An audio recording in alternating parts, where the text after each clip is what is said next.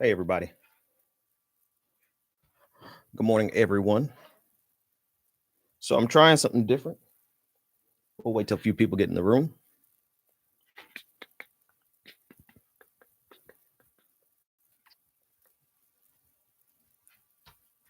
And I need to be able to see the chat and not have to turn over here the entire time. So I'll make that efficiency in a second. Good morning, everybody. I am trying something here. Let me join via my cell phone so I can see it right in front of me. And I'll tell you what's going on and what will be going on in the future. Man, that is really fast. Okay, so anyway, you can hear me fine. What we're doing is, so I wanted to do live streams so I could take live phone calls, and that's what we're doing. But it's going to be live streams in the context of recording my podcast. There's a phone number there that you can call in, 678. I'm finishing setting up Skype now so that I can receive your calls. So you get to go behind the scenes as I record the podcast, and you get to participate. Morning, Dusty. Good morning, Rob. Yeah, no, it's not going to be on. The green screen is not going to be on until I post the videos. So here's what's happening. Live stream. I don't know if anyone has told you. I didn't find out till yesterday. Live stream on Facebook is dead. It's dead on arrival. So I'm not going to be doing live stream on Facebook as my seat sinks down. That's hilarious. I'm not going to be doing live streaming on Facebook. I will be doing live streaming here, but I will be doing live streaming of what I do is I record a podcast so that everyone is clear of what this is and what we'll be doing. Yeah, I'm going to post that Bernie ad. We're going to talk about that Bernie ad in a minute. So I'm really this is a live recording of my podcast. That's what this is. That's what this will always be. And this will give you the opportunity to call in. And I've got to learn my new number. What is my new number? 678 something. Hang on. I'm going to start very shortly. What the hell is my new number? Actually, I called in myself this morning. 678-701-3391. So this way you get to participate in the actual podcast. You get to call in. You get to get feedback. You get to fact check me in real time. And the podcast comes out shortly thereafter. The reason you see a green screen is because I will cut these up, put in a nice background. And but I think when people actually come in, they'll probably assume that the green screen is a mistake. But I guess as you come here more often, you realize it's not a mistake. All right. Trying to see if Skype is finished installing and we'll get started. Let me know if you can hear the music. I'm sure you can, but I just want to make sure. I want you to be able to hear everything that I hear. The Benjamin Dixon Show is only possible with listener support. Go to www.thebenjamindixonshow.com to register for our blog and join the Progressive Army.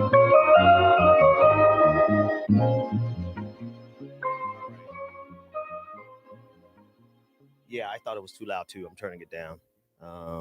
Let's get that nice and leveled off. Music is super loud. Let's try one more again. Let me know if it's bearable. So this is the sausage making factory. This is the stuff that you don't get to see, but I have to have some efficiencies. I have to be able to do 3 things at once. And so right now what I'm doing is recording the podcast, doing a live stream with you, taking live calls, and I have the green screen in the background to edit my videos so then when you see them later on. So hopefully the live audience really would never grow to be over like 50 people, like a close inside circle. I wanted to limit it to patrons, but that probably would limit our live callers. Let's try it again. Adjust your ears. Let me know how loud it is. The Benjamin Dixon Show is only possible with listener support. Go to www.thebenjamindixonshow.com to register for our blog and join the How is that volume for you guys? Still a little loud. Let's make it bearable.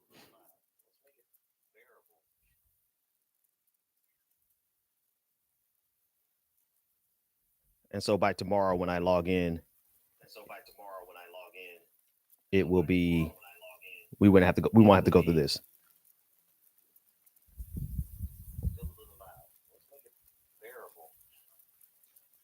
Let me know how loud it is.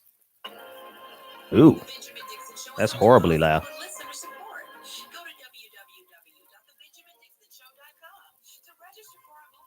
Well, I'm not using OBS.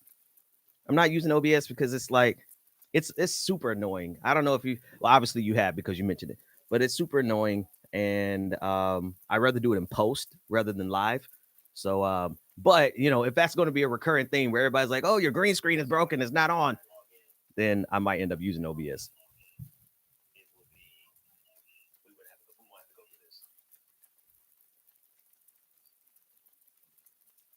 So let me ask you a question. How many of you are here because of your YouTube notification versus those of you that are here for like a Twitter notification? Because that matters. I might just cut off my Twitter notifications. I want this group to be nice and small because it is the sausage making factory that you're going to get here. Let's try this again. Especially when I get to this patron music, it'd definitely be unbearable.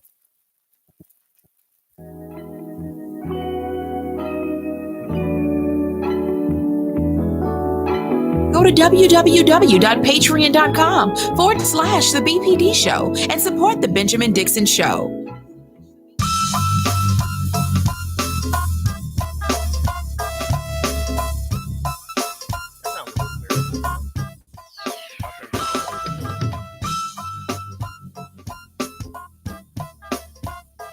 And I'll increase my volume.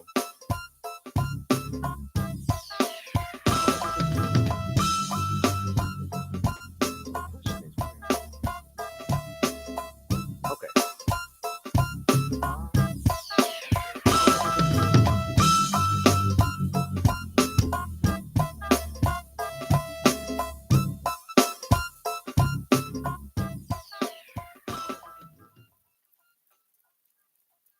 Oh, you know why I started streaming? I'm sorry. I know you guys are like, I should have had all this fixed. But the reason I started streaming early is because last night Bernie Sanders put out an ad about "Be Honest, Joe," about Social Security. Now I know about Joe Biden. I know about the article that was written by Bernie's surrogate, which Bernie came out and later apologized for. But I'm curious, what did Joe Biden do to warrant such a clapback? I mean, the video of "Be Honest, Joe" was devastating. We're going to go over that, but I can't really find. I've been searching. I can't find the context that what did Joe Biden say yesterday that got his face slapped so hard? That's the only reason I started streaming so early. I'm sorry, I'm so early. Let me see if I can go to your comments.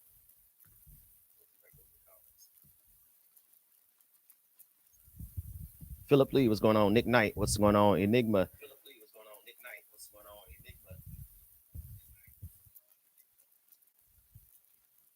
Enigma. Song loud, you quiet. Okay. Song loud, you quiet. Okay.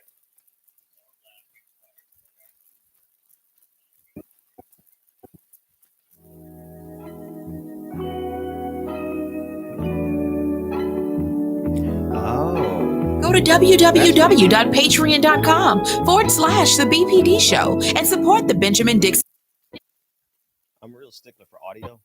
So, but you know what it is? I might have to use OBS and I'll use it tomorrow. We're not going to do it today because the audio processing on YouTube stream now is drastically different than processing it through OBS. OBS will have the audio sounding a lot better. So this is what we have today, the sausage making factory. All right, let's get started. I think the what is my password to Skype?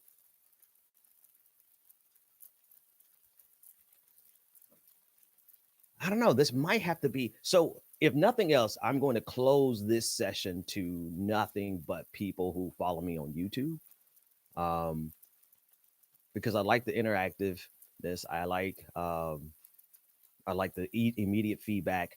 I like for you to be able to call in, but not everybody is going to be able to appreciate the sausage making factory. So I want to keep this extremely small. Is this the first stream? See what I mean? I'm gonna close. Now I've streamed a lot of times before. I might have to close this off to patrons, guys. I don't want to. I don't want to do you like that. Or um, a link that you can only get to through Patreon, even though it will be free. That's what we'll do. It'll be a link that you can only get to through Patreon, even though it will be free.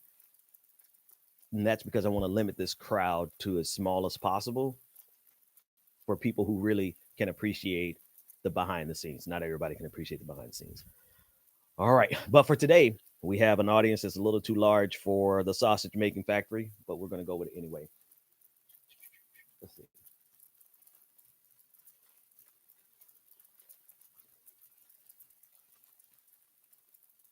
Snowball, perfect. Output is going to be son of a bitch. Oh, there it is. Hold tight. One last minute.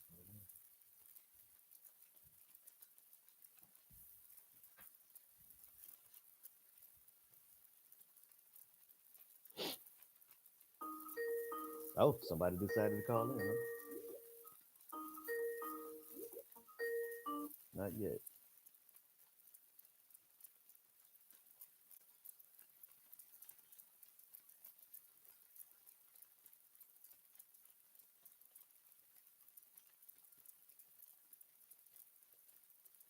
All right. So here we go. Jesus Christ, I got my audience is too big. All right, guys. I'm a little skittish. I don't. Well, we started. There's no reason for me to back out now. I just really wanted like 20 people here to make this sausage with me. Um, but okay.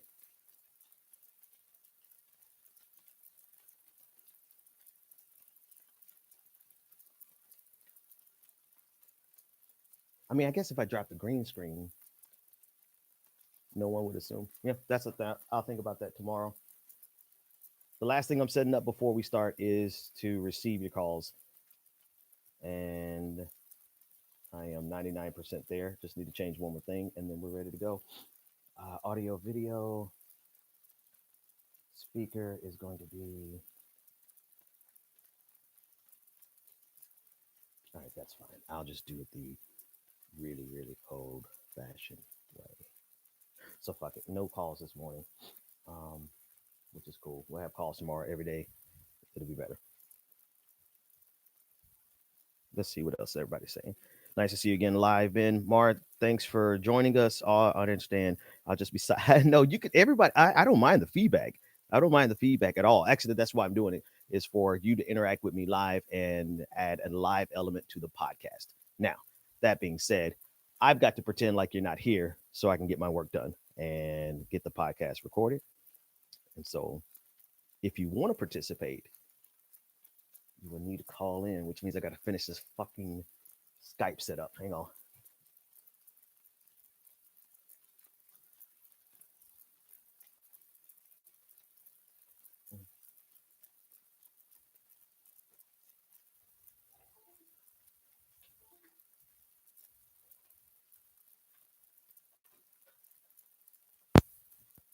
Okay.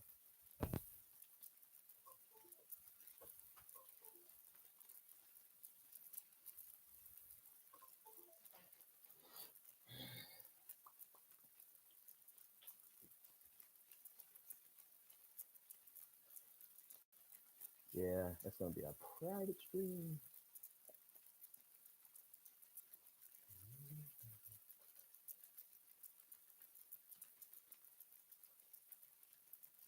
Yeah, there we go. All right.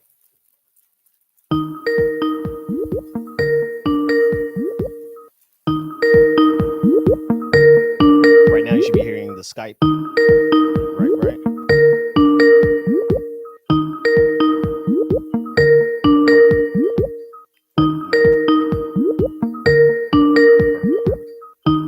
All right, my friends. I have my message code in. You now can call in, and I don't even know my number.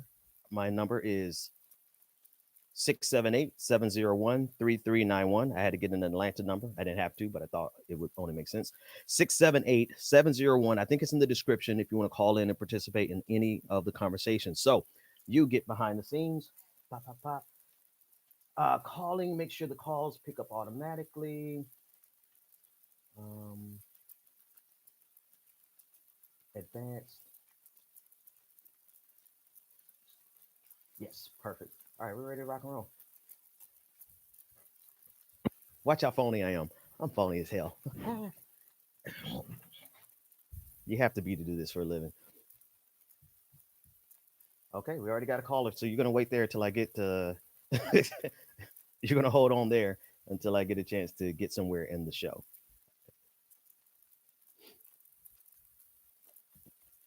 All right, I'm starting to record. Here we go.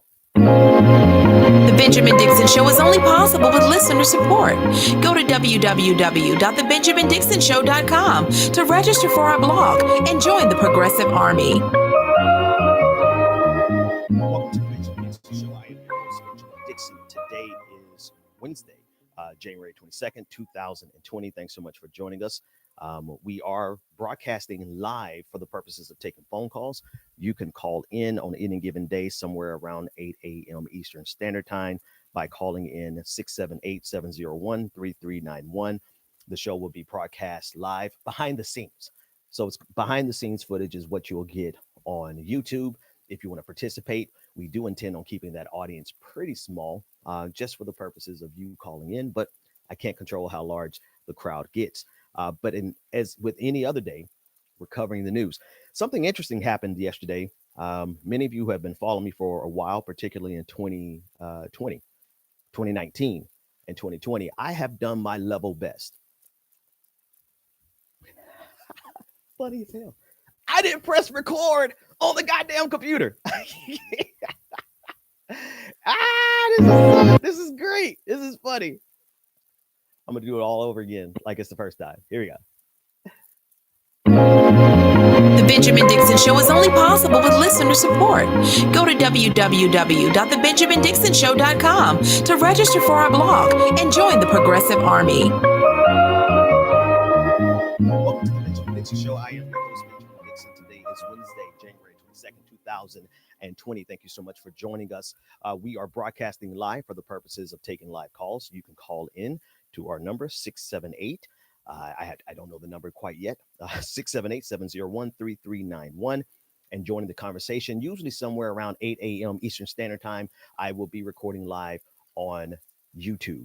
And you can participate in the conversation. Again, the number is 678-701-3391. Now, as I started talking about a few seconds ago, but I realized I wasn't recording, is the fact that in 2020, 2019, 2018, hell, ever since 2016, I have done my level best to not be divisive, to make sure that we can unite, to make sure that we have the ability to unify behind whoever was going to be the eventual nominee in 2020. I have used my entire platform, both on Twitter, both on YouTube, everywhere that you have heard my voice. I have done everything that I could to make sure that we don't go into the divisiveness of 2016. And to my error, I believe my mistake has also been to kind of lay the bulk of my criticisms at the feet of the Bernie crowd. And it's not for any other reason, but besides the fact that I hold my side more accountable. And that's just generally how I live. I have higher expectations of people that I roll with. Right. And so most of my criticisms has been an issue of Bernie Sanders supporters. Let's not do anything that's going to make 2020 hard for us to unify. I'm guilty of that. Well, yesterday, Hillary Clinton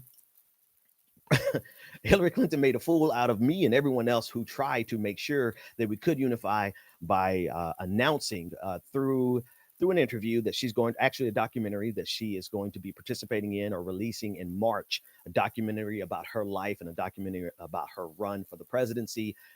She has inserted into the equation the most divisive rhetoric that could possibly ever be inserted. Yesterday, she said that nobody likes Bernie Sanders. Nobody likes him. Nobody wants to work with him. According to Politico.com, this is what she says in her forthcoming documentary. Quote, he was in Congress for years. He had one senator support him. Nobody likes him. Nobody wants to work with him. He got nothing done, Clinton said in a four-part series entitled Hillary. He was a career politician. It's all just baloney. And I feel so bad that the people got sucked into it. I don't know what to say about this woman other than there's something really wrong with her. Now, she has since come out, and there's no need to be fair to her because this is her doing, but she has since come out and try to make light of what's coming out, about what's coming out in her documentary. And she said this on Twitter, quote, I thought everyone wanted my authentic, unvarnished views. But to be serious, the number one priority for our country and the world is retiring Trump. And as I have always said, I will do whatever I can to support our nominee. Now, what she said on Twitter actually contradicts what she said in the upcoming documentary, because in the documentary, she made it clear that she didn't want to discuss the possibility of her having to support Bernie Sanders because we don't want to go there. This is too soon. We don't know how it's going to work out, essentially paraphrasing her. This has given life to the Hillary versus Bernie wars that I fought so hard against in 2016 and ever since. And it is 100% the fault of Hillary Clinton and no one else and her supporters. And if this has any bearing on our ability to unify after the primaries are over, it is nobody's fault but Hillary Clinton. Because what they're asking of us as supporters of Bernie Sanders is for us to be magnanimous when they're being petty. What they're asking of us is for us to be above the fray when they're hitting below the belt. They're asking for us while they are reveling. I mean, all of her surrogates, all of her Twitter supporters, all of them reveled in the pettiness of Hillary Clinton, when in actuality, what's going to happen in response to this is and justifiably so, if you think about it, Bernie Sanders supporters will be able to look legitimately at whoever the nominee is and say, I won't support that person because of this. It's something that I don't want to see happen, because ultimately we do have to get rid of Donald Trump. But you are asking to when the person who caused the wound comes back and throws and pours salt in the wound, you can't expect people to be above the fray. You can't expect people to go above and beyond and to do something that nobody else is, that they wouldn't do themselves. I mean, the level of pettiness, the level of grandstanding, the level of posturing has been sickening. And yet you expect Bernie Sanders supporters to fall in line and to just support whoever the nominee is, especially if it's somebody that is supported by Hillary Clinton, who is a proxy for Hillary Clinton. It doesn't work like that. The reason I was so adamant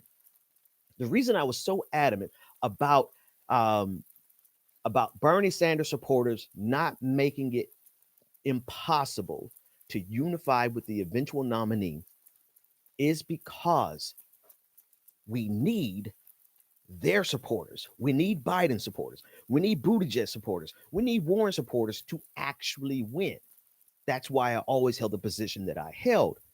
But now we're in a situation where Hillary Clinton has stirred up the Hillary versus Bernie wars so much so that her supporters are running out here and grandstanding to the point where people would rather not support the nominee simply because of the behavior of Hillary Clinton supporters and Hillary Clinton herself. That sounds mighty familiar, right? Because that's literally what they have criticized us for. They've criticized Bernie Sanders supporters for behaving poorly. Well, here is this is not Bernie behaving poorly. This is Hillary Clinton behaving poorly. Arguably still one of the most powerful women in politics, engaging in the most petty and futile and fatuous examples of politics imaginable.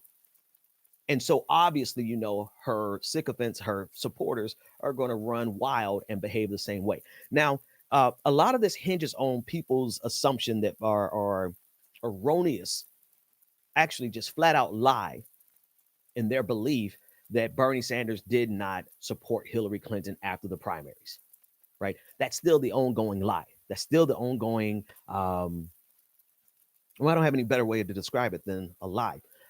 My friend Matt Binder, who has a podcast, I'll put a link. He shared this on Twitter, basically showing that anyone who's still saying that is, in my words, um, they are ungrateful bastards, because it is, in fact, the case that Bernie Sanders energetically endorsed. Matter of fact, I remember the day. I remember the day Bernie Sanders came out in support for Hillary Clinton. His first announcement, conceding the primaries. And I said to myself, if I was Bernie Sanders, I'd come out here and I'd just be petty and just say 3 words: I endorse Hillary, and walk off the stage. Bernie didn't do that. Bernie got on stage and he gave the most sincere and full-throated endorsement that you can possibly imagine him giving for Hillary Clinton. And not only that, he went on the campaign trail, I think almost 30 times. I'm just guesstimating at this point, but almost 30 times to support Hillary Clinton. Matt Binder put together this compilation. And so take a listen to this, and you tell me who's being untruthful about whether or not Bernie actually supported Hillary Clinton in a meaningful way.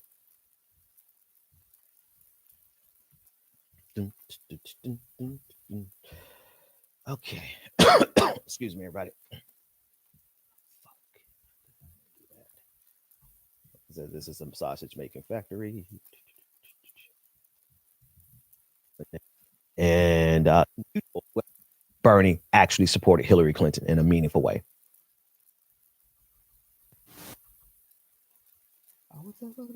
The only people in hindsight who think that Bernie and his untruthful about whether or not Bernie actually supported Hillary Clinton in a meaningful way. Hillary was the nominee in 2016, and the only people in hindsight who think that Bernie did a lot for her or enough for her is Bernie and his supporters. He didn't stand up for Hillary or have her back or campaign for her, I think, as vigorously as he could have.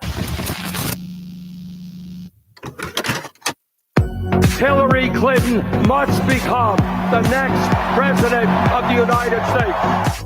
There is one candidate who believes that the wealthy should start paying their fair share of taxes, and that is Hillary Clinton. If you don't believe that this election is important, if you think you can sit it out, take a moment to think about the Supreme Court justices that Donald Trump would nominate.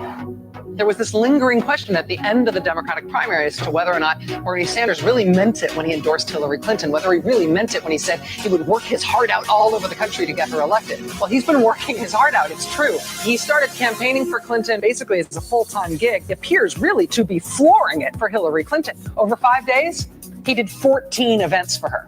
I served with her in the United States Senate and know her as a fierce advocate for the rights of children, for women, and for the disabled. Hillary Clinton will make it. Okay, I don't think I played that much of it. That's enough. I see we got some trolls in the chat room. I missed that. I have not had to experience trolls live in a long time.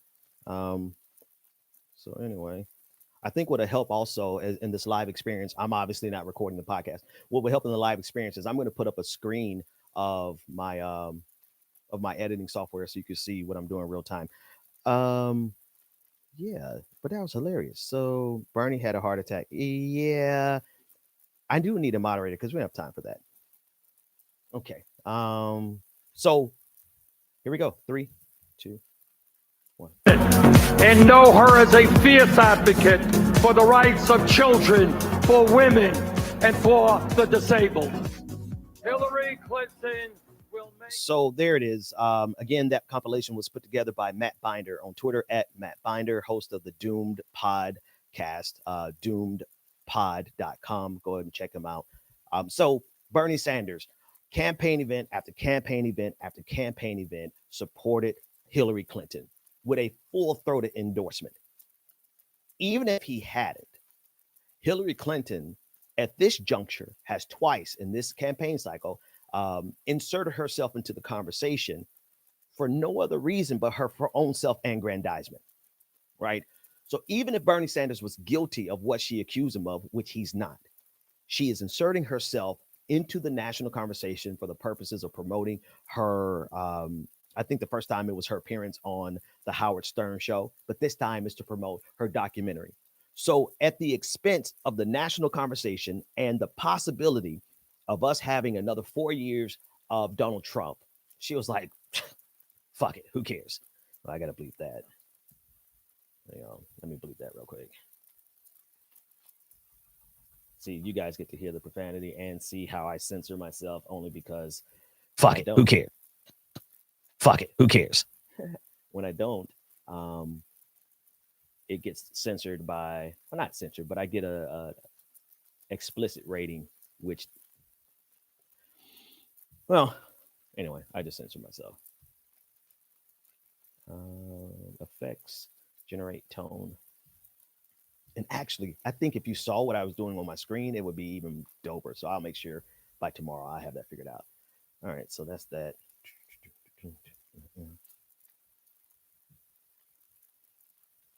She was like, who cares? I got to bleep that. Okay. Who cares? Yeah, she said, who cares? Essentially, who cares that in order for me to promote my program, my documentary, the cost of it very well may be the inability of the Democratic Party to unite behind any candidate.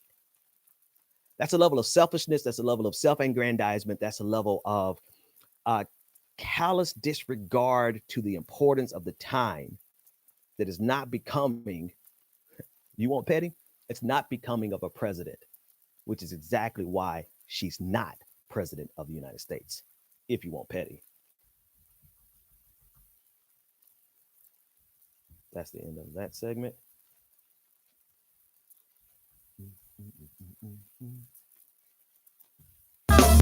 Exactly why she's not president of the United States, if you want petty.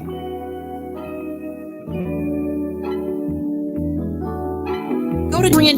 Exactly why she's not president of the United States, if you want petty. Go to www.patreon.com/The BPD Show and support The Benjamin Dixon Show. All right, I'm going to take this caller first. Actually, before we do my Patreon party, I'm going to take this caller because, yeah, it's been a minute. Hello? Caller, you are live on the air. What is your name? And hang on, it's been a while since I've had to do this. Let me do it again. Caller, you are live on the air. What is your name, comment, and or question? My name is Jamie from Indiana, Pixie on the Moon in chat. Hey, Jamie, how are you? I'm doing good. How are you doing? I'm doing great. I wanted to derail the conversation a little bit and talk about my appreciation for you and your show and how careful you are with ableist language. I've not noticed any other progressive commentators that care that much and, you know, kind of wash themselves. So thank you for caring about disabled people. Actually, it's my pleasure. And to be honest with you, so the reason I'm careful is because I'm surrounded by friends who insist on me being careful, right? It didn't come naturally to me. But when I saw how important it was to the friends that surrounded me, it became important to me. Just like even on other issues, I have had to evolve. On trans issues, I had friends who hammered me to the paint. They would not let me off the ropes until I saw where they were coming from. And eventually I did. And I saw the necessity of it. I saw how it wasn't asking too much of me to acknowledge someone else's identity. And in this case, to acknowledge that the language that we use can be harmful to other people. And so it is a task, because I would tell you, it is so easy to describe the nature of our politics right now based on, or using rather, ableist language. And so it is a constant task. But thank you for the call. And always, I want the audience to always hold me accountable in that way. Thank you, Ben. Bye-bye. My pleasure. See, I almost went to the old number, 857-600-0518. That's not the old number. The new number is 678 678-701-3391 if you want to join the conversation. All right, let's get back to the patron party. But that call will be in the live, it will be in the podcast episode. So thank you. Any calls that you give me will be in the podcast episode.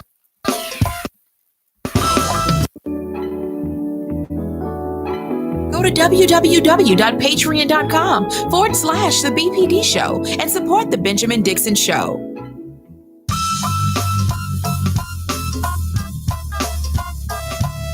Right. I don't even have to list the patrons yet.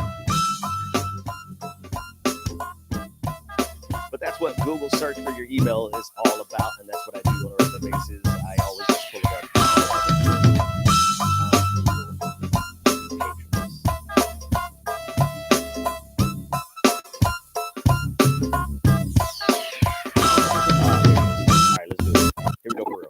.com/The BPD Show and support The Benjamin Dixon Show. All right.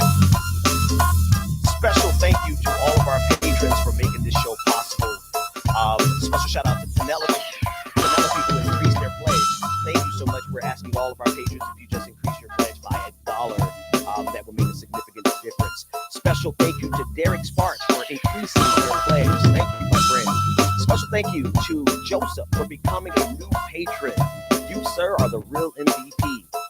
Special thank you to William Gordon Jr. for increasing your pledge. You too can become a part of this prestigious and prodigious patron family by going to www.patreon.com/The BPD Show and becoming a patron now. All right, so that's done. And you all can join the conversation. 678-701-3391. What was this other story? Oh, so yeah, thank you for whoever gave me that information on why Bernie called out Biden so badly. And you know what? Actually, I'm going to record something about that simply because we had a troll in the comment section. /The BPD Show and becoming a patron now. Okay, so before I play this next clip, I want to make something abundantly clear. There's not a show that you're going to find that has taken more painstaking steps to be fair and balanced. I hate to use a Fox News term, but it's factual. And criticizing the candidate that I support, Bernie Sanders, while trying to ensure that my audience, as well as anyone that's in my purview, is reasonable and will be able to unify after the fact. The reason I'm saying this is because there's a knee-jerk reaction, which is disingenuous, that a lot of anti-Bernie, never Bernie people have, that they bring to the conversation. They always bring it to the conversation that we are being disingenuous, that we are not being reasonable, that we are the ones who are muddying the waters, and we are the ones that are going to make it impossible. Well, there may very well be, let me finish that last sentence, impossible to unite after the primaries. That very well may be the case for some Bernie supporters, right? I'm not a fan of the cult of personality for anyone, not for Bernie Sanders. I'm not that big of a supporter of Bernie Sanders because of his personality at all. I'm a supporter of Bernie Sanders because of his policies, but that's besides the point. I digress. The point is, you will not find another show, another podcast that has been as thorough in holding my side accountable while trying to ensure that we give the other side the benefit of the doubt. And the reason I start this segment with that is because as I get ready to play this clip, it is a clip that looks as though it is an attack ad against Joe Biden, when in fact it is simply stating the facts. It is a clip that Bernie Sanders has put together, but it is a clip that's stating the facts. And what we're not going to do, what I would never do, is allow people to throw us into this asymmetrical fight where we're not able to point out factual problems with other candidates because you want us to be nice, when every time we turn around, you are attempting to politically disembowel us. So here's a clip of the facts about Joe Biden, who, and I'll talk about the corruption piece in a minute, the corruption article that Bernie Sanders apologized for. And a lot of people don't agree with him apologize. I'm going to talk about that next.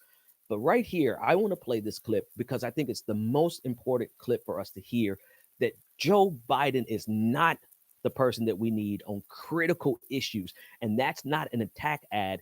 That is an historical fact. Listen in.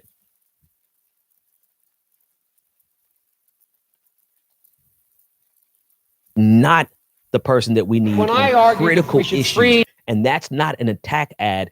That is a historical fact. Listen in. When I argued that we should freeze federal spending, I meant Social Security as well.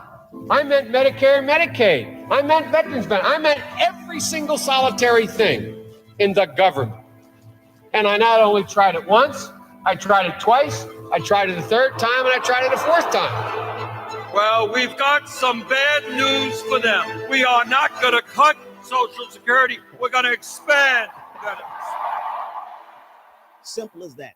Here's Joe Biden's problem. He has a track record. He has a very long track record that takes him out of the height of neoliberal centrist democratic policies, where it was the popular thing to do to try to position yourself as the person that's going to cut benefits, that's going to cut Social Security, to try to position yourself as the conservative, as the fiscal conservative. Remember when it was all the rave to say I'm liberally, socially liberal, but fiscally conservative? That is the exact era that Joe Biden hails from. That's where he came from. That's where he made his hay. And so we have clip after clip after clip that shows you that Joe Biden will absolutely go after Social Security. He absolutely will go after Medicaid. He absolutely will go after all of our safety nets with his own words. And so the problem that he's facing is a similar problem that Pete Buttigieg is facing. And this is what I mean by that. The problem that Joe Biden is facing is that he's trying to become president of the United States at a time when the electorate has shifted significantly. You cannot say that you are going to cut Medicaid and cut Social Security and be a viable candidate right now in the Democratic Party. But Joe Biden made his hay during the era where that was the thing to do and say. Similarly, with Pete Buttigieg, he, which is a lot, so much more irony here. Pete Buttigieg crafted his entire resume off of what it would take to be a popular president, Democratic president in the 90s.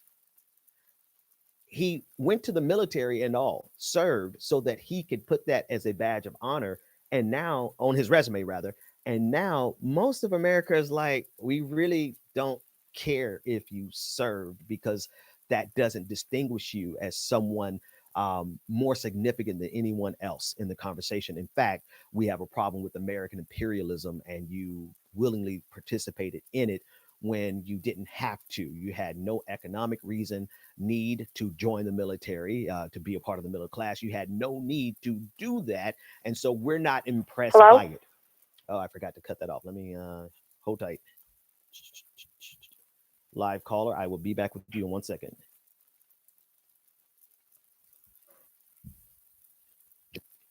To be a part of the middle class, you had no need to do that. Buy it. Oh, I forgot to cut that off. Okay, here we go. Starting right here. Do that. And so we're not impressed by it. In fact, we're turned off by it. We're not impressed by this. We are indeed turned off by it. And so Joe Biden has a similar problem to Pete Buttigieg, is that they're both, Joe Biden made his hay. We have too many accounts of Joe Biden's attack on our safety nets in a time where we're not attacking the safety nets. No, we're demanding that corporations and billionaires pay their fair share so that we can expand the safety net.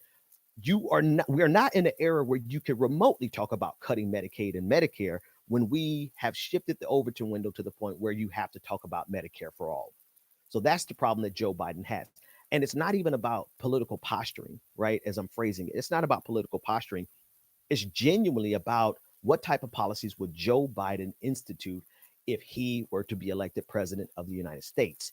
And based on everything that he has proudly suggested in the past, and we have video for, he would cut Social Security, he would cut Medicare and Medicaid, and he would be as tough on crime as Republicans ever dreamed of. These are the things that Joe Biden bragged about. And this is why he is essentially 100%. I don't like that word. Hang on. Let me choose a better word there. 100%. I don't like that word. Hang on. Yeah, you guys get the real editing. And this is why he is decidedly, that's what I want to say, bragged about.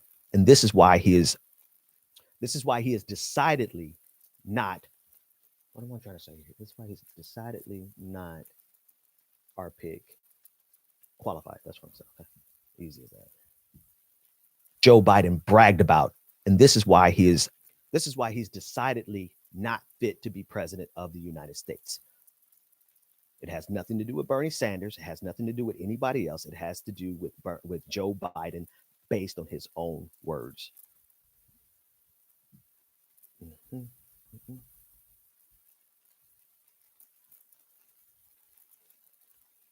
With anybody else, it has to do with Joe Biden based on his own words.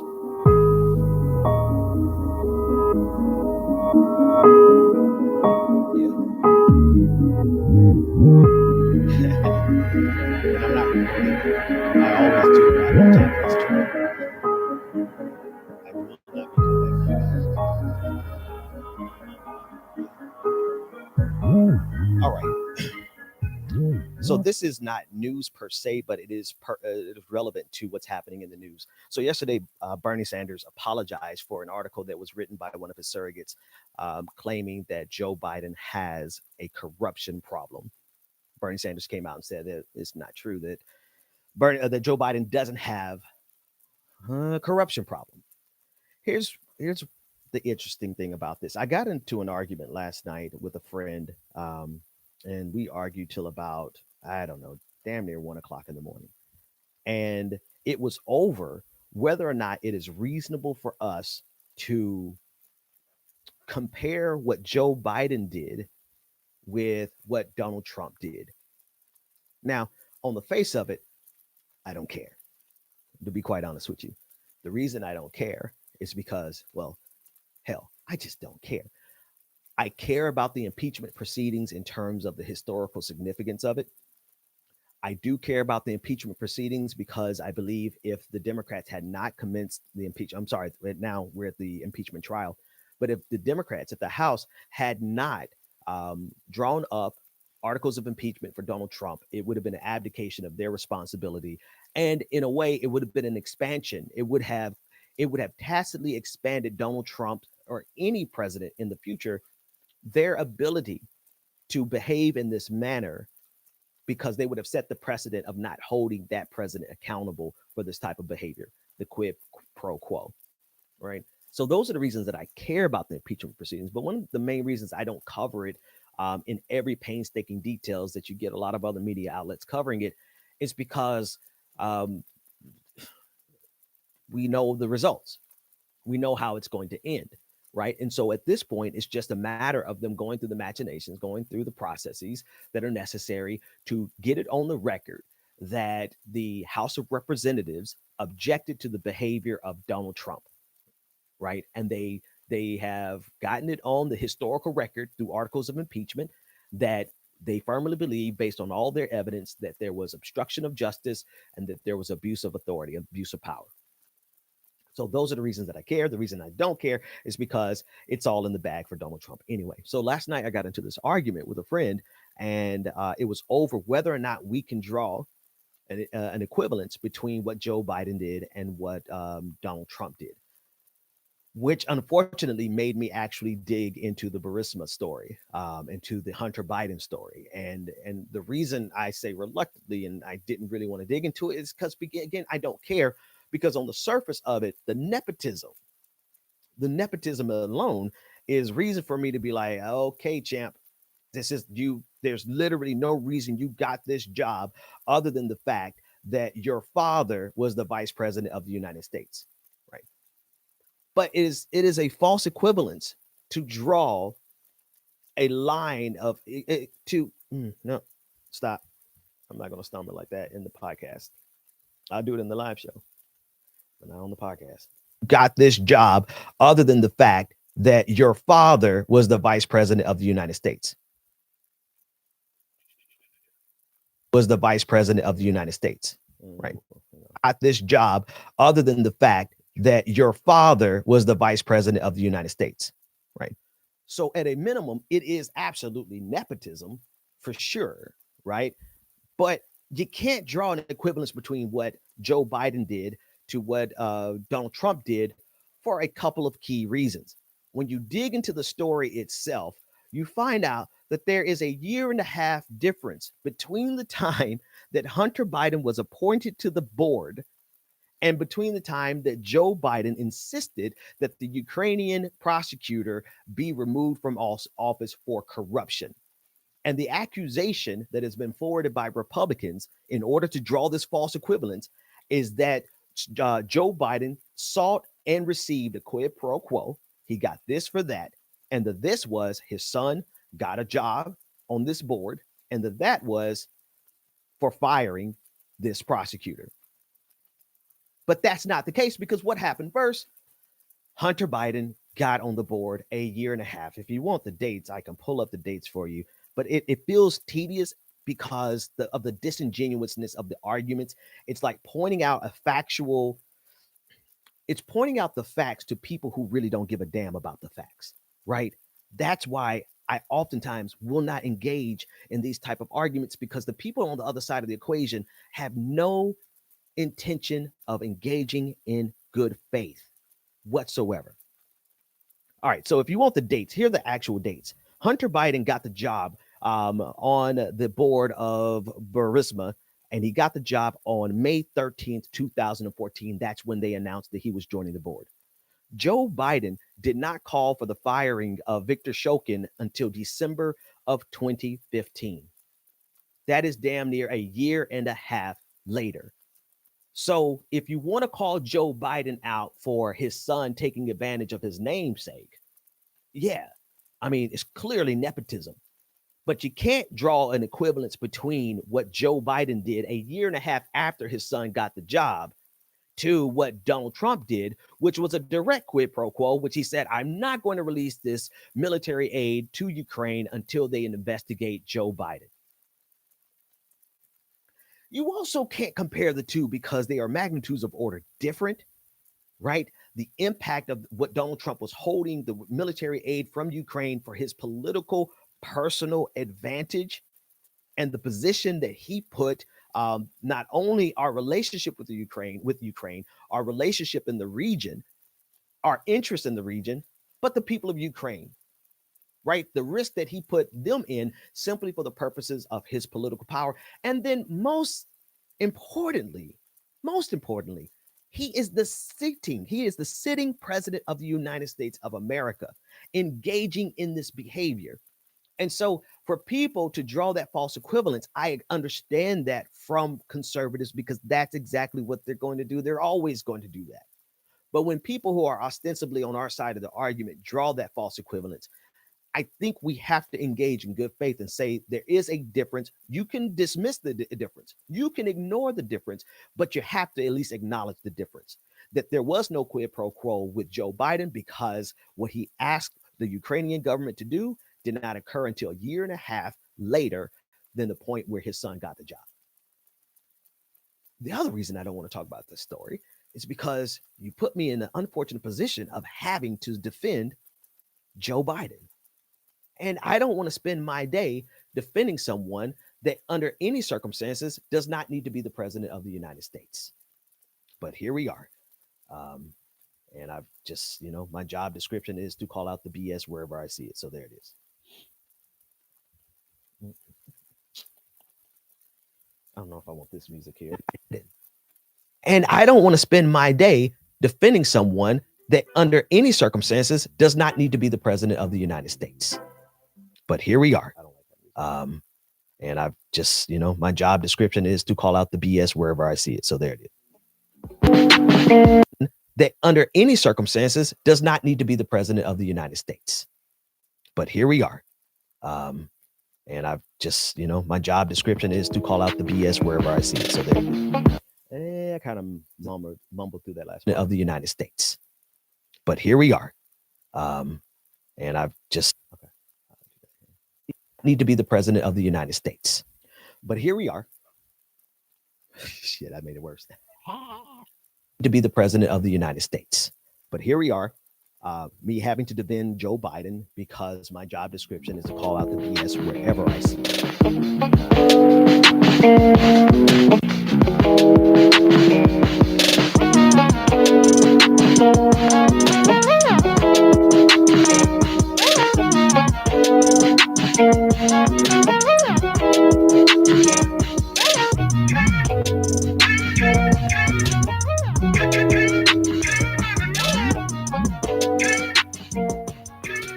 everybody who's watching live. I'm at the 30-minute mark. I'd be more than happy to stay on for a few more minutes to take a phone call. 678-701-3391. Since I've had, if not, then I am going to wrap it up here while I do a little editing. And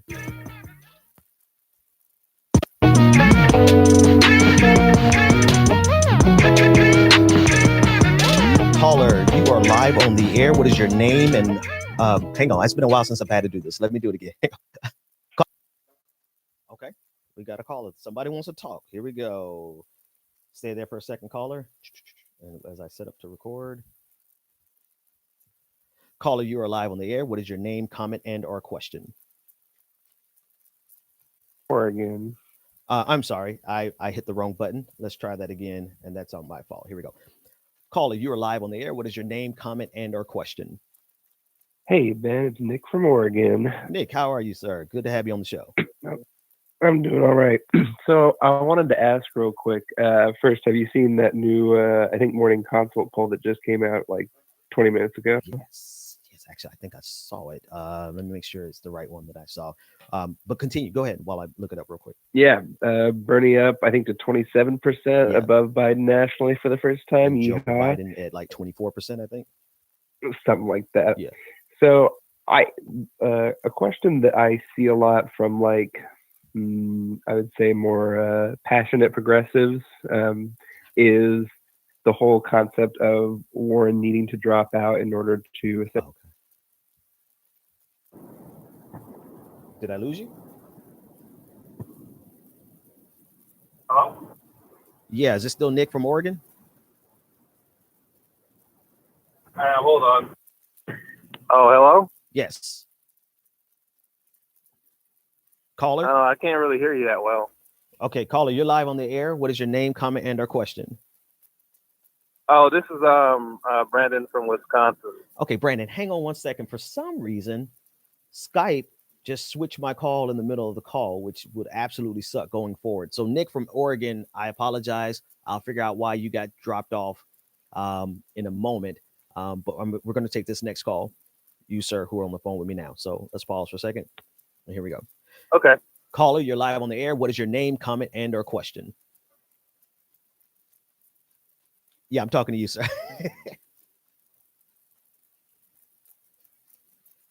And you're gone. All right. For the sake of that, so the caller, Nick, we're gonna include Nick into the conversation, not the last caller, but Nick was talking about the new polling data that just came out, and I'll run the numbers down for you. It shows that boom. Okay, so here's the new data that the caller was just speaking about. Bernie Sanders is at 27%. Joe Biden is at 24%. Warren is at 14%. Buttigieg is at 11%. And if I heard the caller correctly before he was getting off, he was suggesting that more ardent supporters of Bernie are calling for Elizabeth Warren to drop out. I don't know where he was going to go with that comment, but here's why. Here's an argument for that. Here's an argument against that. That's the best I can do with this. Is that number one, you're not guaranteed that if Elizabeth Warren drops out, that those supporters are going to come to Bernie Sanders. And that could be enough to shore up those 3 points that Joe Biden has, that Joe Biden is in a deficit in. In other words, if Warren drops out and any number, if 3%, 3 points of those go to Biden and 3 points don't go to Bernie Sanders, then that actually props up Joe Biden in a way. So I honestly don't believe that we should assume that. I mean, we can look at the second pick. There is data out there saying who is your second pick, but that honestly, that changes pretty regularly. hell, that changed for me. For me personally, Elizabeth Warren was my second pick until last week, and now she's no longer my second pick. My second pick is Tom Steyer, right? But for everybody who's supporting Warren, where are they this week, right? We can't just assume that if they drop out, if Elizabeth Warren drops out, that they are all going to go to Bernie Sanders. Not in the lay of the land, not with what Hillary Clinton pulled yesterday, not with um, not with so much bitterness and so much determination by the political establishment to make sure that Bernie Sanders never becomes president. With that, with that incentive and that at stake, we should not assume that Elizabeth Warren dropping out would be something a net positive for Bernie Sanders. I'm not sure if that's where the caller was going, but based on the data and how he set it up before I lost his call, that is what I would draw from that. Okay, everyone. Thank you for joining me. Those of you who joined me live in the live chat on YouTube. Again, this is the sausage making factory. You get to see exactly how I put the podcast together. But more importantly, you get a chance to call in to our new number, which is 678-701-3391. So be sure to be available to join the conversation starting tomorrow. And I will see you next time.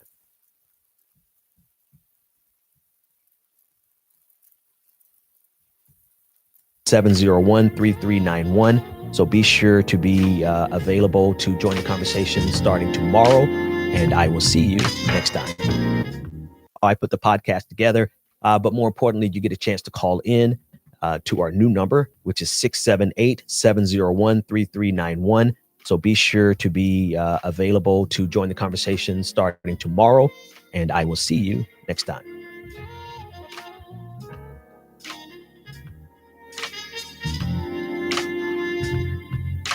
The Benjamin Dixon Show. All right, everybody. Thank you so much for joining me on YouTube.